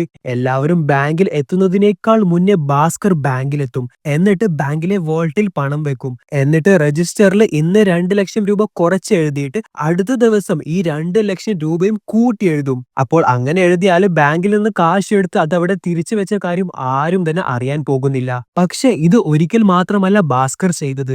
ആന്റണി വീണ്ടും ഇതുപോലെ പല ഇലക്ട്രോണിക്സ് ഇമ്പോർട്ട് ചെയ്തു. അതിനൊക്കെ ഭാസ്കർ ഇതുപോലെ കാശ് ബാങ്കിൽ നിന്ന് എടുത്ത് ആന്റണിക്ക് കൊടുക്കുകയും ലാഭം കിട്ടിയതിനു ശേഷം ആ കാശ് തിരിച്ച് ബാങ്കിൽ തന്നെ വെക്കാനും ഭാസ്കർ തുടങ്ങി. സോ അങ്ങനെ പല തവണ ഇതേ രീതിയിൽ ഭാസ്കർ ചെയ്ത് ഭാസ്കറും സാമ്യം നല്ല രീതിയിൽ തന്നെ സമ്പാദിച്ചു. ഒപ്പം ആന്റണിയും. അങ്ങനെ ഭാസ്കർ എല്ലാ കടങ്ങളും വീട്ടി അനിയന്റെയും അനിയത്തിനും ഫീസ് അടച്ചു. അങ്ങനെ ചെറുങ്ങനെ ചെറുങ്ങനെ ഭാസ്കറിന്റെ ലൈഫ് തന്നെ മാറാനായി തുടങ്ങി. വീട്ടിലേക്ക് ധാരാളം സാധനങ്ങളും ഇലക്ട്രോണിക്സും ടിവിയും അങ്ങനെ പല വസ്തുക്കൾ ഭാസ്കർ വാങ്ങിച്ചു കൂട്ടാനായി തുടങ്ങി. അപ്പോഴും സുമതിക്ക് ഡൗട്ട് ഉണ്ട്. കാരണം 6,000 രൂപയെ ശമ്പളമുള്ളൂ. എന്നാൽ എവിടുന്നാണ് ഇത്രയും പൈസ ഭാസ്കറിന് കിട്ടുന്നത്? അങ്ങനെ ഒരു രാത്രി ആന്റണി ഈ കസ്റ്റംസ് ഓഫീസേഴ്സിനൊക്കെ ഒരു പാർട്ടി കൊടുത്തു. അങ്ങനെ ഡാൻസും പാർട്ടിയും ഒക്കെ ഉണ്ടായിരുന്നു. ഭാസ്കർ മദ്യപിക്കുകയും ചെയ്തിരുന്നു. അങ്ങനെ ഭാസ്കർ വീട്ടിൽ ലേറ്റായി എത്തി ഉറങ്ങി. രാവിലെ എഴുന്നേറ്റപ്പോൾ സുമതി ഭാസ്കറിനെ ചോദ്യം ചെയ്യാനായി തുടങ്ങി. എന്താണ് കുറച്ച് ദിവസമായി നിന്റെ സ്വഭാവത്തിൽ ഒരു മാറ്റം? പ്രൊമോഷൻ കിട്ടാതെയായപ്പോൾ ഡിപ്രഷൻ ആവും എന്നാണ് ഞാൻ കരുതിയത്.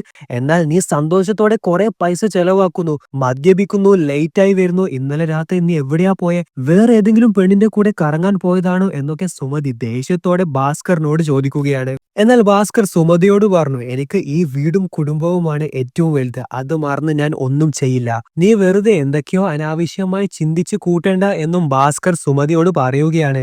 അപ്പോൾ സുമതി ചോദിച്ചു, നീ എന്റെ അടുത്ത് എന്തെങ്കിലും മറച്ചു വെക്കുന്നുണ്ടോ? ഞാൻ ഈ സമ്പാദിക്കുന്നത് മുഴുവനും എന്റെ കുടുംബത്തിന് വേണ്ടിയാണ് എന്ന് ഭാസ്കർ പറഞ്ഞപ്പോൾ, എവിടുന്നാണ് ഇത്രയും കാശ് എന്ന് സുമതി ചോദിച്ചു. നീ ആരോടും പറയില്ലെങ്കിൽ ഞാൻ പറയാം എന്ന് ഭാസ്കറും പറഞ്ഞു. ആന്റണി എന്ന എന്റെ ഫ്രണ്ടിനെ കുറിച്ച് ഞാൻ പറഞ്ഞിട്ടില്ലേ, അദ്ദേഹം ഞാനും കൂടി ഒരു ഇമ്പോർട്ട് എക്സ്പോർട്ട് ബിസിനസ് തുടങ്ങിയിട്ടുണ്ട്. ഞാനൊരു ബാങ്ക് എംപ്ലോയി ആയതുകൊണ്ടാണ് ഇത് ആരോടും പറയാത്തത്. അപ്പോൾ സുമതി ചോദിച്ചു, അപ്പോൾ എവിടുന്നാണ് ബിസിനസ് തുടങ്ങാൻ കാശ് കിട്ടിയത്?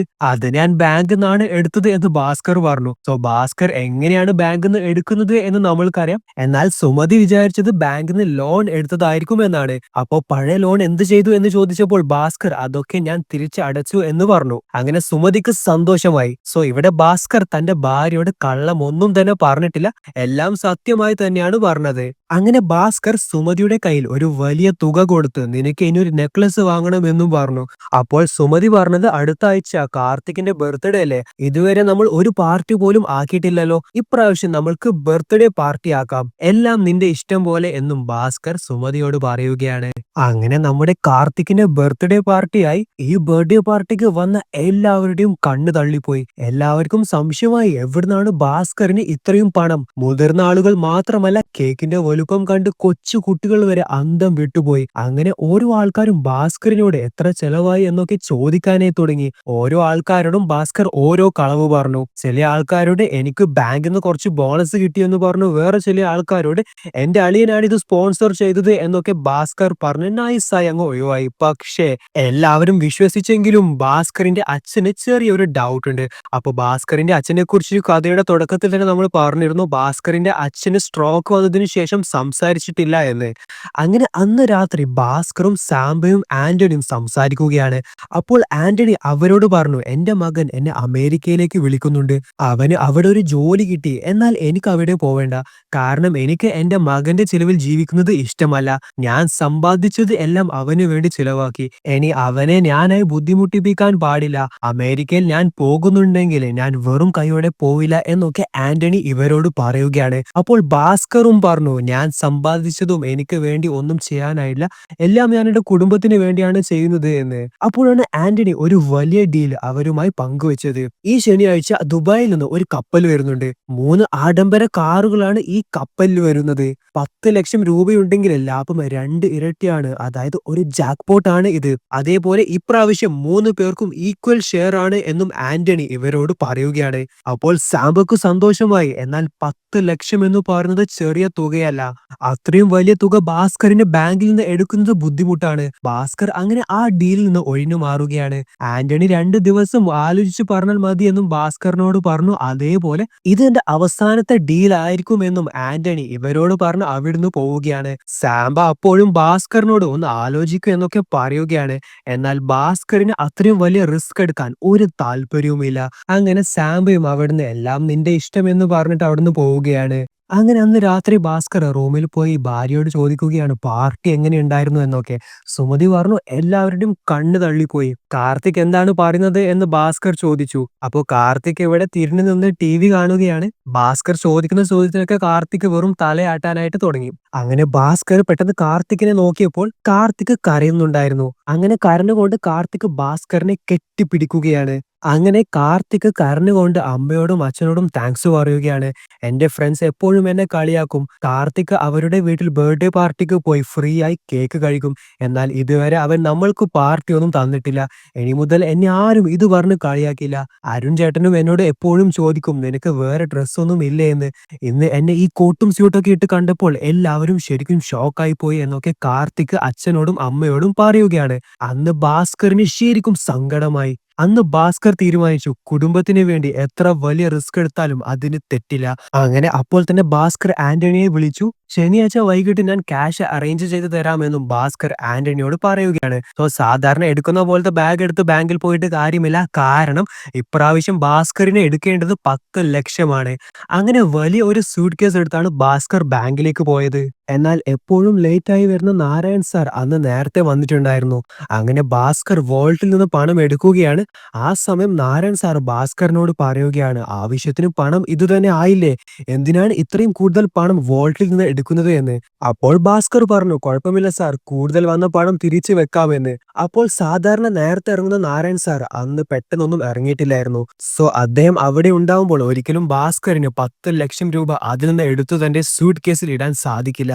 അങ്ങനെ നാരായൺ സാറിന്റെ ശ്രദ്ധ ഭാസ്കർ തന്ത്രപൂർവ്വം മാറ്റാനായി തീരുമാനിച്ചു. അതിന് ഭാസ്കർ കണ്ടെത്തിയ വഴിയാണ് സാംബയോട് നാരായൺ സാറിനെ കോൾ ചെയ്യാനായി പറഞ്ഞു. അങ്ങനെ നാരായൺ സാറിന്റെ മകളുടെ ഒരു വിവാഹ പ്രൊപ്പോസൽ ആയിട്ടാണ് സാംബയോട് നാരായൺ സാറിനെ വിളിക്കാനായി ഭാസ്കർ പറഞ്ഞത്.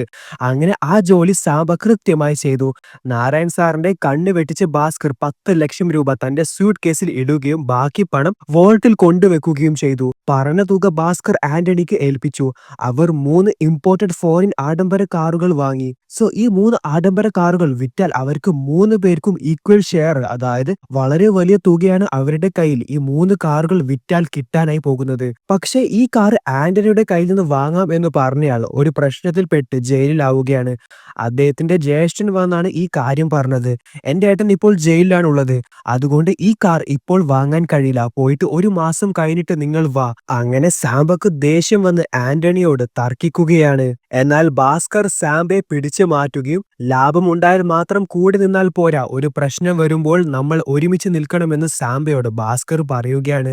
എന്നാൽ ആന്റണി സർ, ഇത് എന്റെ ആർത്തി കൊണ്ട് മാത്രമാണ് സംഭവിച്ചത്, എന്റെ ആർത്തി കാരണം നിങ്ങൾ ഇതിൽ പെട്ടില്ലേ എന്ന് ആന്റണി സാംബയോടും ഭാസ്കറിനോടും പറയുകയാണ്. എന്നാൽ കാരണം സമയം കളയാതെ ഇനി എന്ത് ചെയ്യാൻ പറ്റുമെന്ന് ഭാസ്കർ ആന്റണിയോട് പറയുകയാണ്.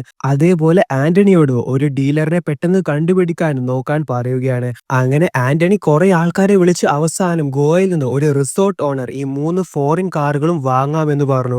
അങ്ങനെ ഭാസ്കർ സുമതിയെ അപ്പോൾ തന്നെ കോൾ ചെയ്ത് ഞാനിപ്പോൾ ഗോവയിലേക്ക് പോവുകയാണ് എന്ന് പറഞ്ഞ ഉടനെ ഭാസ്കർ കോൾ കട്ട് ചെയ്തു. പക്ഷെ ഈ കാർ ഗോവയിൽ എത്തിക്കണമെങ്കിൽ അതിന് നമ്പർ പ്ലേറ്റ് വേണം. അതിനായി അവർ ഒരു ഫേക്ക് ആയിട്ടുള്ള ഗവൺമെന്റ് നമ്പർ പ്ലേറ്റ് ആണ് വണ്ടിക്ക് വെച്ചത്. അൻവർ എന്നയാളാണ് ഈ ഫേക്ക് നമ്പർ പ്ലേറ്റ്സ് ഇവർക്ക് എത്തിച്ചു കൊടുത്തത്. എന്നാൽ ചെക്ക് പോസ്റ്റിൽ എത്തിയപ്പോൾ ഒരു വണ്ടി പോലീസ് തടഞ്ഞു. എന്നാൽ ബുദ്ധിശാലിയായ ഭാസ്കർ മുന്നേ ഈ കാര്യം മനസ്സിൽ കണ്ടിരുന്നു. അതിനു വേണ്ടി ഭാസ്കർ ഈ വണ്ടിയിൽ 2 പൊളിറ്റീഷ്യൻ എന്ന പേരിൽ 2 ആളുകളെയും ഇരുത്തിയിട്ടുണ്ടായിരുന്നു. ആക്ച്വലി ഇവർ പിച്ചക്കാരാണ്. പിച്ചക്കാർക്ക് നല്ല വസ്ത്രം കൊടുത്താണ് ഭാസ്കർ ഇവരെ പൊളിറ്റീഷ്യൻസ് ആക്കി മാറ്റി വണ്ടിയുടെ പിൻ സീറ്റിൽ ഇരുത്തിയത്. എന്നാൽ പോലീസ് അവരോട് പല ചോദ്യങ്ങൾ ചോദിക്കാൻ തുടങ്ങിയപ്പോൾ അവർക്ക് ഉത്തരം കിട്ടാതെയാവുകയും പോലീസിന് ചെറിയ ഒരു ഡൗട്ട് അടിക്കുകയും ചെയ്തു. അതും ഭാസ്കർ മുന്നേ മനസ്സിൽ കണ്ടിരുന്നു ഇങ്ങനെയൊക്കെ സംഭവിക്കാനുള്ള സാധ്യതയുണ്ട് എന്ന്.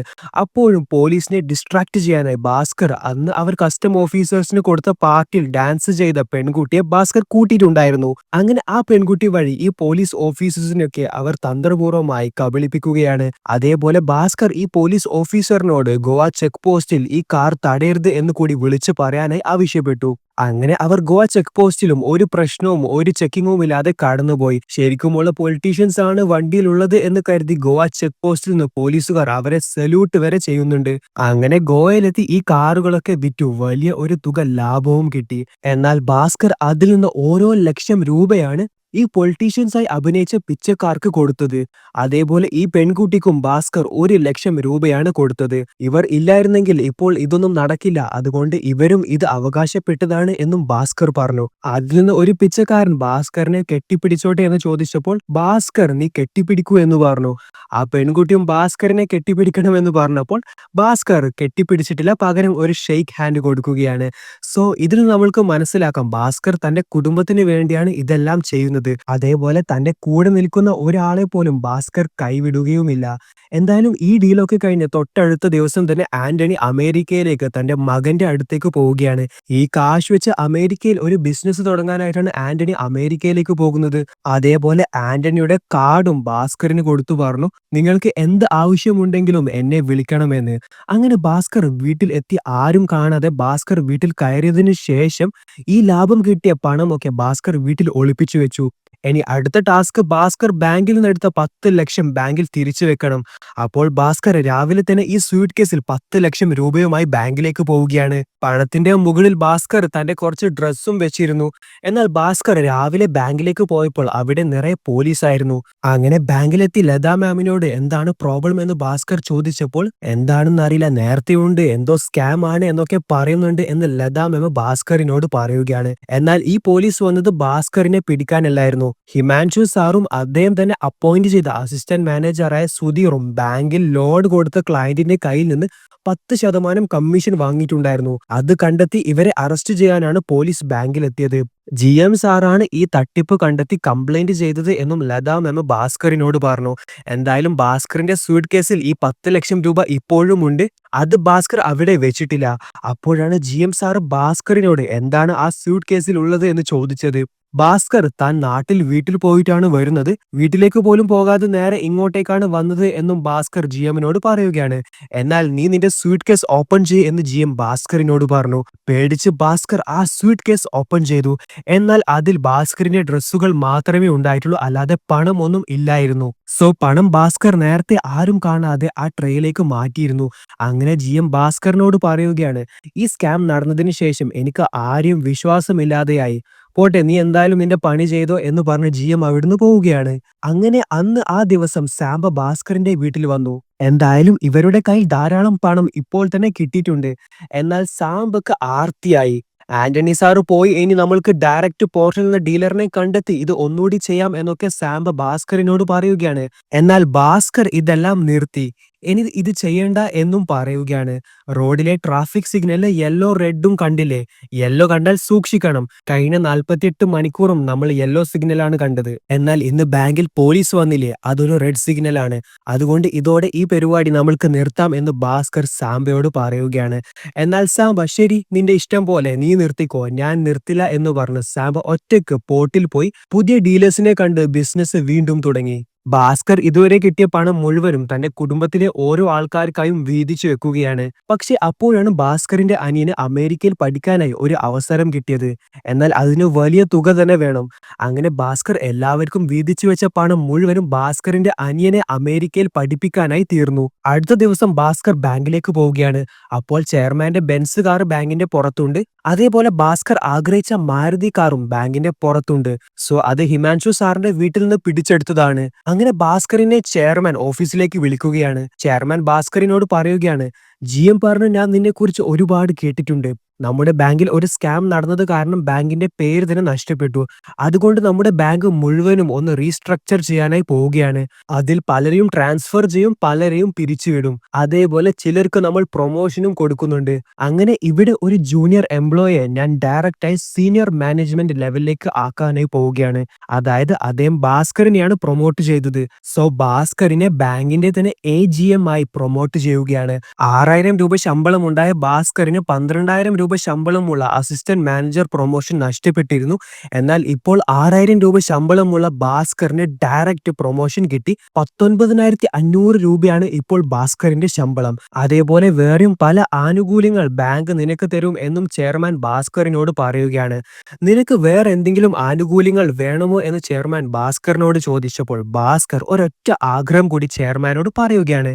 അത് വേറൊന്നുമല്ല, ഭാസ്കർ ആഗ്രഹിച്ച ആ മാരുതി കാർ തന്നെയാണ്. സോ ഇവിടെ ഒരു ദിവസം ഭാസ്കർ എന്തൊക്കെയാണ് നഷ്ടപ്പെട്ടത് അതൊക്കെ ഒരേ ദിവസം തന്നെ ഭാസ്കർ അച്ചീവ് ചെയ്യുകയാണ്. അങ്ങനെ ആ സന്തോഷം പറയാൻ ഭാസ്കർ മാരുതി കാറും എടുത്ത് വീട്ടിലേക്ക് പോവുകയാണ്. സുമതിയും മകൻ കാർത്തിക്കും ശരിക്കും ഹാപ്പിയായി. ഓക്കെ, ഇനി കഥയുടെ തുടക്കത്തിലേക്ക് പോകാം. തുടക്കത്തിൽ ഭാസ്കറിന്റെ ബാങ്ക് സ്റ്റേറ്റ്മെന്റ് പ്രിന്റ് ചെയ്യുമ്പോഴാണ് കറന്റ് പോയത്. എന്നാൽ ഇപ്പോൾ ഇവിടെ കറന്റ് വന്നിട്ടുണ്ട്. അങ്ങനെ ബാങ്ക് സ്റ്റേറ്റ്മെന്റ് പ്രിന്റ് ചെയ്തു. ഓഫീസർ അത് കണ്ട് ശരിക്കും കണ്ണ് തള്ളിപ്പോയി. കാരണം ഒരു സാധാരണ ബാങ്ക് എംപ്ലോയിയുടെ ബാങ്ക് ബാലൻസ് 100 കോടി രൂപയായിരുന്നു. ഓക്കെ, ഇനി എങ്ങനെയാണ് ഭാസ്കറിന്റെ കയ്യിൽ 100 കോടി രൂപയുടെ ബാങ്ക് ബാലൻസ് വന്നത് എന്ന് CBI ഓഫീസറോട് ഭാസ്കർ പറഞ്ഞു കൊടുക്കുകയാണ്. AGM ആയി പ്രൊമോഷൻ കിട്ടിയതിനു ശേഷം ചെയർമാൻ ഭാസ്കറിനോട് ഹർഷ മെഹ്റ അവരുടെ ബാങ്കിലെ വലിയ ഒരു ക്ലയന്റ് ആണ്, അദ്ദേഹത്തെ ഒന്ന് നല്ല രീതിയിൽ കെയർ ചെയ്യണം എന്നൊക്കെ ചെയർമാൻ ഭാസ്കറിനോട് പറഞ്ഞിരുന്നു. അങ്ങനെ അടുത്ത ദിവസം ഹർഷ മെഹ്റയുടെ PRO ആയ സൂരജ് ബാങ്ക് റെസീപ്റ്റ്സുമായി ഭാസ്കറിനെ കാണാൻ എത്തുകയാണ്. ഗ്രോഹൈ എന്ന സ്റ്റോക്ക് ബ്രോക്കർ കമ്പനിയുടെ ഉടമയാണ് ഹർഷ മെഹ്റ. അപ്പോൾ എന്താണ് ബാങ്ക് റെസീപ്റ്റ് എന്ന് കൃത്യമായി പറഞ്ഞു തരാം. ബാങ്ക് മറ്റൊരു ബാങ്കിന് ലോൺ കൊടുക്കുന്നതാണ് ഈ ബാങ്ക് റെസീപ്റ്റ് അഥവാ BR. RBI റൂൾസ് പ്രകാരം ബാങ്ക് ത്രൂ ഈ പണം ഒന്നും ട്രാൻസ്ഫർ ചെയ്യാൻ അനുവാദമില്ല. അതായത് ഒരു ബാങ്കിന് മറ്റേ ബാങ്കിന് ഡയറക്റ്റ് കൊടുക്കാൻ പറ്റില്ല. ഒരു ബ്രോക്കർ വഴി മാത്രമേ ഈ തുക ബാങ്കിന് മറ്റൊരു ബാങ്കുമായി കൈമാറാൻ പാടുള്ളൂ. അപ്പോൾ ഇവരുടെ ബാങ്കിന്റെ ബ്രോക്കറാണ് ഹർഷ മെഹ്റ.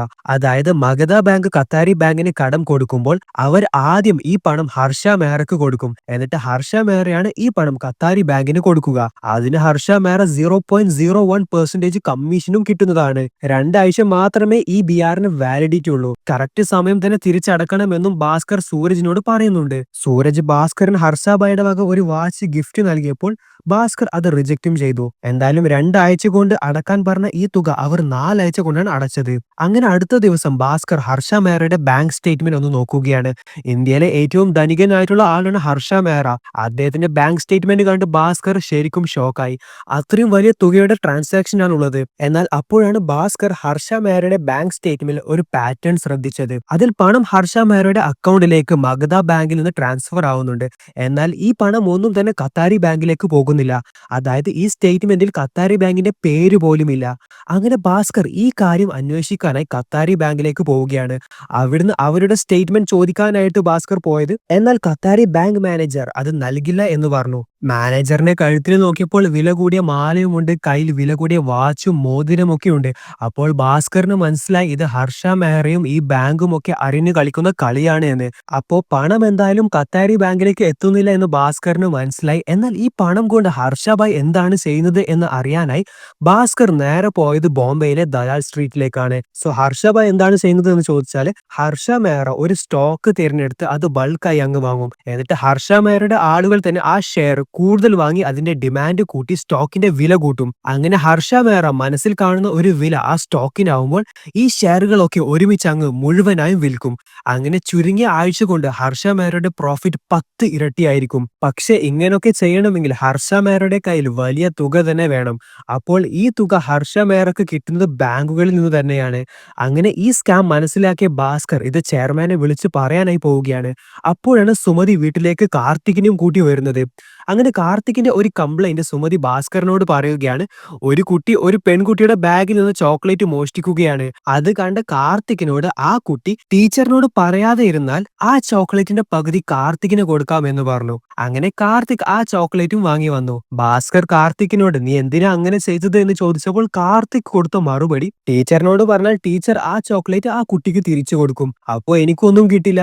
എന്നാൽ പറയാതിരുന്നാൽ എനിക്ക് ആ ചോക്ലേറ്റിന്റെ പകുതി കിട്ടും എന്നും കാർത്തിക് അച്ഛനോട് പറഞ്ഞു. അപ്പോഴാണ് ഭാസ്കറിന്റെ മൈൻഡിലും ഒരു ബുദ്ധി തോന്നിയത്.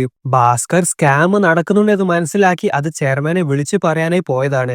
എന്നാൽ ഭാസ്കർ ഈ കാര്യം ചെയർമാനെ വിളിച്ച് പറഞ്ഞിട്ടില്ല. പകരം ഭാസ്കർ സൂരജിനെ വിളിച്ച് ഭാസ്കറിന് സൂരജിനെ കാണുമെന്ന് പറയുകയാണ്. അങ്ങനെ സൂരജ് ഭാസ്കറിന് ഒരു തുക എഴുതി ചെക്ക് കൊടുക്കുകയാണ്. എന്നാൽ ഭാസ്കർ ആ ചെക്ക് കീറിക്കളഞ്ഞു.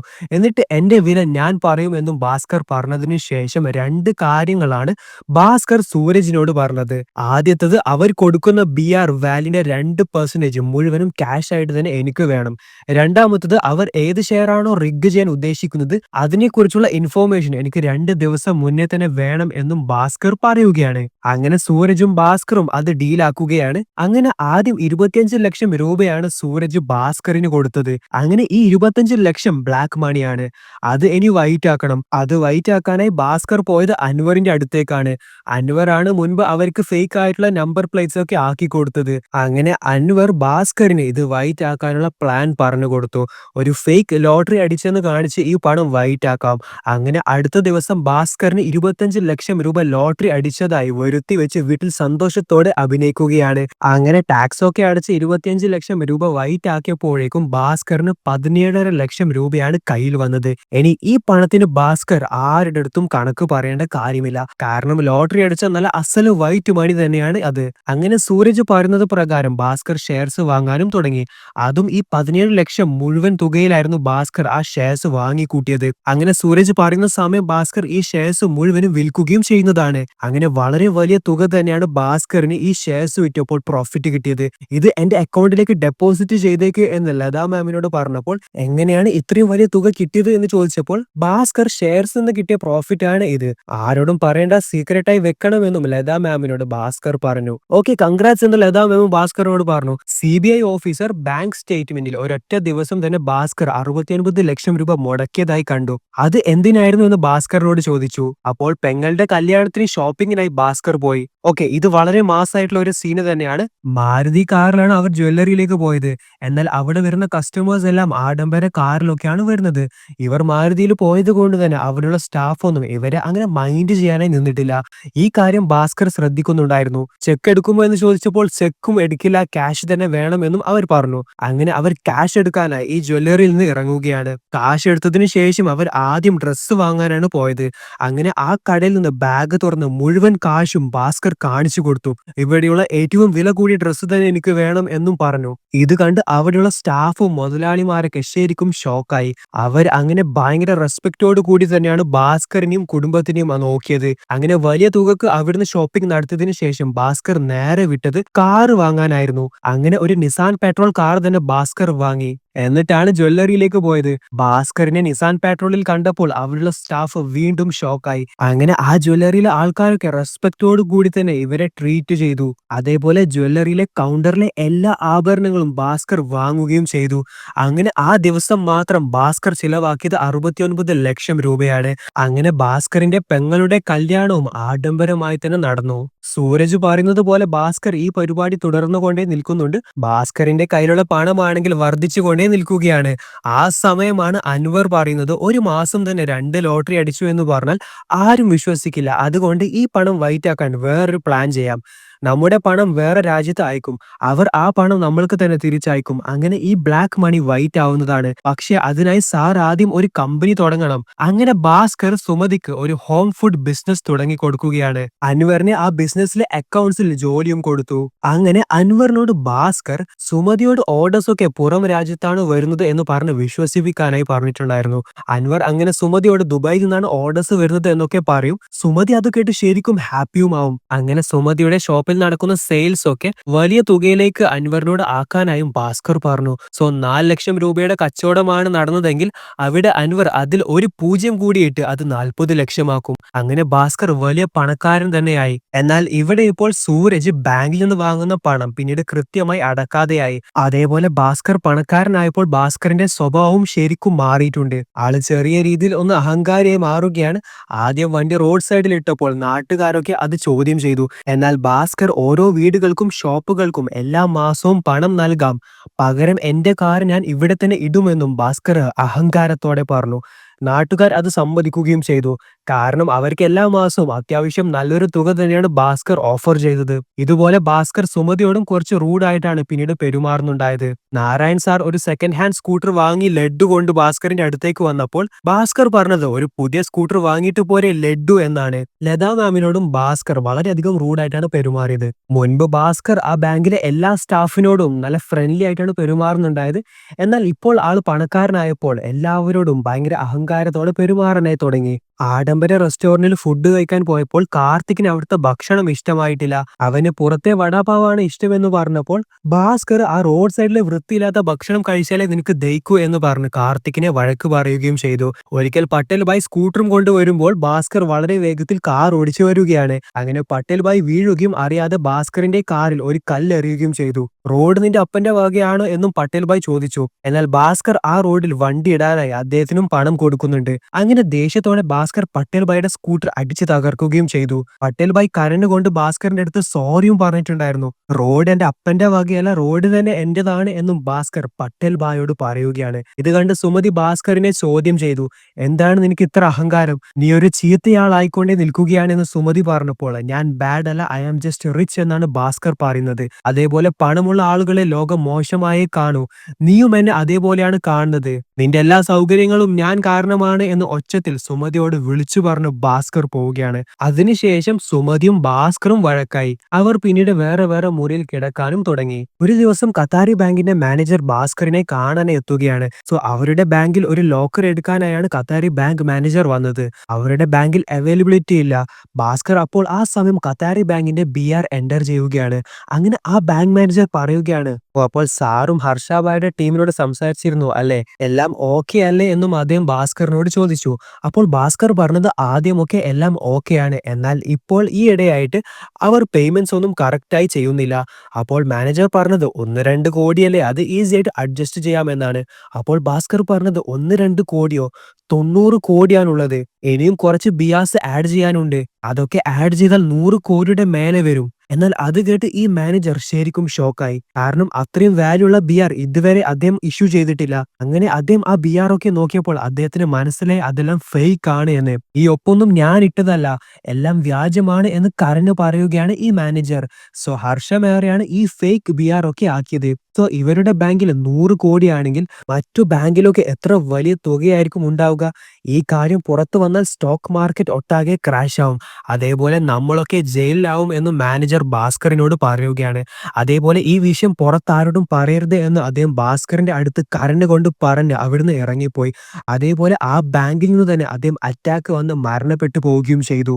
ശേഷം ഭാസ്കർ സൂരജിനെ ഹോസ്പിറ്റലിലേക്ക് വിളിക്കുകയാണ്. ഹർഷ മേഹറയുടെ ഫേക്ക് ബാങ്ക് റെസിപ്റ്റ്സ് ഒക്കെ ചോദ്യം ചെയ്യുകയാണ് ഭാസ്കർ. അതേപോലെ ബാങ്കിലെ മുഴുവൻ തുകയും സെറ്റിൽ ചെയ്യണം, ഇനി ഇതൊക്കെ നിർത്താമെന്നും ഭാസ്കർ സൂരജിനോട് പറഞ്ഞപ്പോൾ സൂരജ് അതൊന്നും കാര്യമാക്കാതെ അവിടുന്ന് എല്ലാം ഹർഷാബായ് നോക്കിക്കോളും എന്ന് പറഞ്ഞു പോവുകയാണ്. ഇനി ഇവിടെ സാംബയുടെ കാര്യം പറയുകയാണെങ്കിൽ, സാംബയുടെ ആർത്തി കാരണം സാംബ ഇതുവരെ സമ്പാദിച്ചത് എല്ലാം തന്നെ നഷ്ടപ്പെട്ടു പോവുകയാണ്. അതേപോലെ സുമതിയുടെ ചേട്ടനും വലിയ പ്രതിസന്ധിയിലാണ്. ഭാസ്കറിന്റെ മുന്നിൽ അദ്ദേഹം സഹായം ചോദിക്കുകയാണ്. അതേപോലെ സുമതിയുടെ അമ്മയും സുമതിയോട് ഭർത്താവിനോട് ചേട്ടനെ സഹായിക്കാനായി പറഞ്ഞു. അതേപോലെ അവരുടെ ഹോം ഫുഡ് ബിസിനസിനെ ഷെയറും അമ്മക്ക് വേണം എന്നൊക്കെ പറയുകയാണ്. എന്നാൽ സുമതി ദേഷ്യത്തിൽ അവരോട് പറയുകയാണ്, ഞങ്ങൾക്കും കഷ്ടകാലം ഉണ്ടായിരുന്നു, അന്ന് നിങ്ങൾ ആരും നമ്മളെ തിരിഞ്ഞു പോലും നോക്കിയിട്ടില്ല. അപ്പോൾ അമ്മ, എന്റെ ഐഡിയ ആണ് നിന്റെ ഹോം ഫുഡ് ബിസിനസ്, ആ പണമാണ് നിന്റെ ഭർത്താവ് ഇപ്പോൾ അനുഭവിക്കുന്നത് എന്നൊക്കെ അമ്മ പറഞ്ഞു. അങ്ങനെ ദേഷ്യത്തിൽ സുമതിയുടെ ഹോം ഫുഡ് ബിസിനസ് അടിച്ചു തകർക്കുകയാണ്. എന്നിട്ട് ഭാസ്കറിന്റെ അടുത്ത് കരഞ്ഞു പറയുകയാണ്, എല്ലാം മതിയാക്കാനായി ഞാൻ എന്റെ അമ്മയോടുള്ള ദേഷ്യത്തിലല്ല ഇതുപോലെ പെരുമാറുന്നത്, നിങ്ങളുടെ പണത്തിനോടുള്ള ആർത്തി കൊണ്ടാണ്. എനിക്ക് എന്റെ പഴയ ഭാസ്കറിനെ വേണം എന്നും സുമതി പറയുകയാണ്.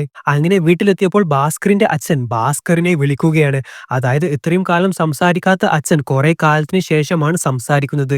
അത് കേട്ട് എല്ലാവരും ഷോക്കായി. അങ്ങനെ ഭാസ്കറിനെ മുറിയിൽ വിളിച്ച് കഥ കടക്കാനായി അച്ഛൻ പറയുകയാണ്. എന്നിട്ട് സുമതി ഫുഡ്സിന്റെ ബില്ലൊക്കെ കാണിച്ച് ഇതൊക്കെ എന്താണ് എന്ന് ഭാസ്കറിനോട് ചോദിക്കുകയാണ്. അപ്പോൾ ഭാസ്കർ ഓരോ കള്ളം പറഞ്ഞ് ഒഴിവാവാൻ നോക്കിയപ്പോൾ അച്ഛൻ പറഞ്ഞു, ഞാൻ ഒരു ചാർട്ടേഡ് അക്കൗണ്ടന്റ് ആണെന്നുള്ള കാര്യം നീ മറക്കേണ്ട. കോടിക്കണക്കിന് ആളുകൾ എടുക്കുന്ന ലോട്ടറി നിനക്കടിച്ചു, അത് പോട്ടെ എന്ന് വെക്കാം. എന്നാൽ 5 രൂപയുടെ അച്ചാർ 500 രൂപക്ക് വാങ്ങാനും ആളുണ്ട് എന്ന് നീ പറയുന്നു. നീ എന്താണ് ചെയ്യുന്നത് എന്ന് എനിക്ക് നല്ലോണം അറിയാം. എന്തായാലും ഇതൊന്നും നല്ല രീതിയിൽ അവസാനിക്കില്ല എന്നും അച്ഛൻ ഭാസ്കറിനോട് പറഞ്ഞു. അങ്ങനെ അച്ഛൻ ഭാസ്കറിന് പല കാര്യങ്ങൾ പറഞ്ഞു ഉപദേശിച്ചു. ഇതെല്ലാം സുമതി പുറത്തുനിന്ന് കേട്ടിട്ടുണ്ടായിരുന്നു.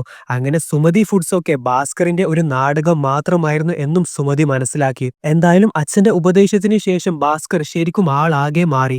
ഭാസ്കർ വാങ്ങിക്കൂട്ടിയ എല്ലാ ഷെയർസും ഭാസ്കർ വിറ്റു. പിന്നീട് സൂരജ് കൊണ്ടുവരുന്ന ഒരു BRഉം ഭാസ്കർ ഇഷ്യൂ ചെയ്തു കൊടുത്തില്ല. പണ്ടത്തെ അഹങ്കാരമെല്ലാം മാറ്റിവെച്ചു. സുമതിയുടെ ചേട്ടനെ ഒരു ബിസിനസ് തുടങ്ങാനായി ഭാസ്കർ സഹായിച്ചു. അതോടൊപ്പം ആ ബിസിനസ്സിലെ 10% ലാഭം സാമ്പക്കും കൊടുക്കണമെന്നും ഭാസ്കർ അളിയനോട് പറഞ്ഞു. ലതാ മാമിനോട് ഭാസ്കർ റൂഡായി പെരുമാറിയതിന് സോറി പറഞ്ഞു. ഭാസ്കർ ഉപയോഗിക്കാത്ത മാരുതി കാർ ഭാസ്കർ ഫ്രീ ആയി തന്നെ നാരായൺ സാറിന് കൊടുത്തു. പട്ടേൽ ഭായിയുടെ സ്കൂട്ടർ ഭാസ്കർ തല്ലി തകർത്തിട്ടുണ്ടായിരുന്നു. അതിനു പകരമായി ഭാസ്കർ താൻ ഉപയോഗിക്കാത്ത സ്കൂട്ടർ പട്ടേൽ ഭായിക്കും ഫ്രീ ആയി തന്നെ കൊടുത്തു. ഭാസ്കർ സുമതിയോടുള്ള വഴക്കും എല്ലാം പറഞ്ഞു തീർത്ത് അവരും പഴയതുപോലെ സ്നേഹത്തിലായി. ഭാസ്കറിന്റെ അച്ഛനും നല്ല സന്തോഷമായി. അടുത്ത ദിവസം ഭാസ്കർ ബാങ്കിൽ പോയപ്പോൾ GM ഭാസ്കറിനെ ഷൗട്ട് ചെയ്യുകയാണ്. എന്തുകൊണ്ടാണ് ഹർഷ മേയറുടെ BR ഇഷ്യൂ ചെയ്യാത്തത് എന്ന് ചോദിച്ചു. എന്നാൽ ഞാൻ ചെയ്യില്ല എന്നും പറഞ്ഞ് അവിടെ അവർ തമ്മിൽ തർക്കമാവുകയാണ്. അങ്ങനെ ഭാസ്കർ ബാങ്കിലെ ജോലി റിസൈൻ ചെയ്യുകയാണ്. അങ്ങനെ എല്ലാവരും ഭാസ്കറിനോട് റിസൈൻ ചെയ്യല് എന്ന് പറയുകയാണ്. എന്നാൽ ഭാസ്കർ റിസൈൻ ചെയ്ത് ബാങ്കിൽ നിന്ന് പോയി. അങ്ങനെ അതിനുശേഷമാണ് ഭാസ്കറിനെ CBI ഓഫീസേഴ്സ് കൂട്ടിക്കൊണ്ടുപോയത്. അതായത് കഥയുടെ തുടക്കം കാണുന്ന സീൻ ഇവിടെ നിന്നാണ്. സോ ഈ ലക്ഷ്മണ റാവു ആക്ച്വലി ഹർഷ മേഹറയുടെ ആളാണ്. ബാങ്കിൽ RBI റെയ്ഡ് വരുമ്പോൾ 100 കോടി മിസ്സിംഗ് ആണ് എന്ന് അവർക്ക് മനസ്സിലാവും. അപ്പോൾ ഈ സ്കാം പുറത്തു വരും. അപ്പോൾ ഭാസ്കറിന്റെ അക്കൗണ്ടിലുള്ള 100 കോടി അവർക്ക് വേണം. അതിനാണ് അവർ ഈ കളി കളിച്ചത്. സോ ഇതിന് പിന്നുള്ള ബാങ്കിന്റെ GM അതേപോലെ ചെയർമാനും തന്നെയാണ്. സോ ഭാസ്കർ ഈ പണം കൊടുത്തിട്ടില്ലെങ്കിൽ ഭാസ്കറിന്റെ കുടുംബം തന്നെ അവർ കുളം തോണ്ടും എന്നും ഈ CBI ഓഫീസർ ഭീഷണിപ്പെടുത്തി. അങ്ങനെ ചെക്ക് ബുക്ക് എടുത്ത് ചെയർമാൻ ഭാസ്കറിനോട് ആ 100 കോടി ട്രാൻസ്ഫർ ചെയ്യാനായി പറയുകയാണ്. ഭാസ്കർ ഒരു മടിയുമില്ലാതെ ആ ചെക്ക് ബുക്ക് ഒപ്പിട്ട് കൊടുത്തു. അതായത് ഇത്രയും കാലം ഭാസ്കർ കഷ്ടപ്പെട്ട് സമ്പാദിച്ച 100 കോടി അവർക്ക് സൈൻ ചെയ്തു കൊടുത്തു. അടുത്ത ദിവസം ലതാ മേമ ഭാസ്കറിന്റെ ചെക്കുമായി GMന്റെ അടുത്തേക്ക് വരികയാണ്. GM ആ പണം ബാങ്കിലേക്ക് ഡെപ്പോസിറ്റ് ചെയ്തേക്കെന്ന് കൂളായി പറഞ്ഞു. അപ്പോഴാണ് ലതാ മാം GMനോട് ഞെട്ടിക്കുന്ന ആ കാര്യം പറഞ്ഞത്. ഭാസ്കർ ഈ അക്കൗണ്ട് 10 ദിവസം മുന്നേ ക്ലോസ് ചെയ്തു. എന്നാൽ സിസ്റ്റം നോക്കിയപ്പോൾ അക്കൗണ്ടിൽ 100 കോടി രൂപയുണ്ട്. എന്നാൽ സിസ്റ്റം അപ്ഡേറ്റ് ചെയ്യാത്തത് കാരണമാണ് അതിൽ 100 കോടി കാണിക്കുന്നത്.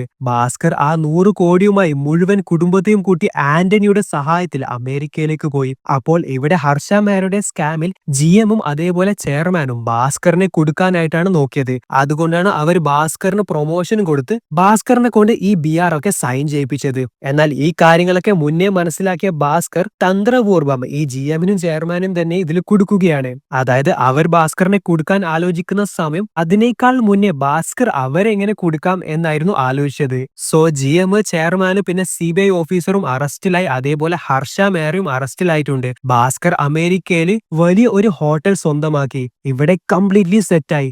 ഭാസ്കർ മാസായിട്ട് ഒരു റോൾസ് റോയ്സ് കാറിൽ തന്നെ സ്വന്തം ഹോട്ടലിൽ നിന്ന് വീട്ടിലേക്ക് പോവുകയാണ്. വീട്ടിലെ കാർ പോർച്ചിൽ ഒക്കെ ആഡംബര കാറുകളുമാണുള്ളത്. അപ്പോൾ 6000 രൂപ ശമ്പളം മാത്രമുള്ള ഒരു ബാങ്ക് ഉദ്യോഗസ്ഥൻ അത്രയും വലിയ പണക്കാരനായി ഇവിടെ മാറുകയാണ്. സോ അത്രയും ബുദ്ധിശാലിയായ ഭാസ്കർ അങ്ങനെ വെറുതെ ഈ 100 കോടി അവര് പറഞ്ഞതുപോലെ വിട്ടുകൊടുക്കുമെന്ന് തോന്നുന്നുണ്ടോ? സോ ഇതാണ് ലക്കി ഭാസ്കർ എന്ന സിനിമയുടെ കഥ. വീഡിയോ ഇഷ്ടപ്പെട്ടാൽ ലൈക്ക് ചെയ്യാൻ മറക്കണ്ട. So thanks for watching.